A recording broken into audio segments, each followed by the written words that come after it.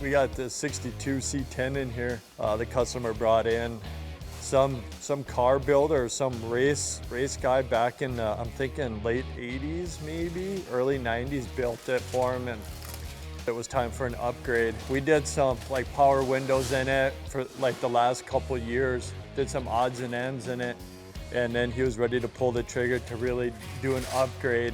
It's like a really super mild restoration. Took it down to the frame, cleaned it up, redid the suspension. We put QA1 front and rear, relocated the shocks, relocated the springs in it.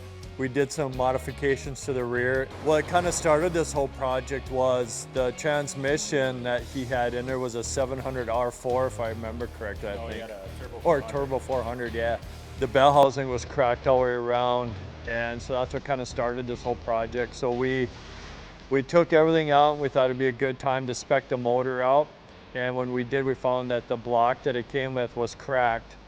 So then it kind of took us down to a different avenue, which I had this 496 in my Chevelle that I just got running. Just so happened, it's a built 496. I pulled the motor out of my Chevelle and we end up putting it in here for this customer. So I'll show you some of the stuff that Mike's been working on. This has been his baby. We did independent front suspension out of a 63 setup on here. Put the built motor in here, and now Mike's doing the final touches. He cleaned up the firewall, welded up a bunch of stuff, cleaned it up, made it look really good, ran new lines, and put the CVF kit on the front.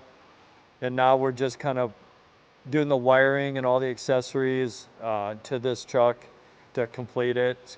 Doing a tilt front end on it. Kind of using a lot of how the truck came, just modernizing it and making it better. So we're fixing a lot of the stuff that needed attention to, but completely changed it. We got new wheels and tires, different stance, so just making a huge major facelift on this, but it's gonna look badass. I can't wait to see this thing and hear it. Part of the hearing part is the exhaust and what we kind of came up with, so I'm excited to see how that turns out. If we can pull it off, it'll be definitely a magic Houdini trick, but I think if we can do it, it's gonna look badass and pretty cool. So Mike's been rocking on this. No, it's looking awesome. It's really coming along.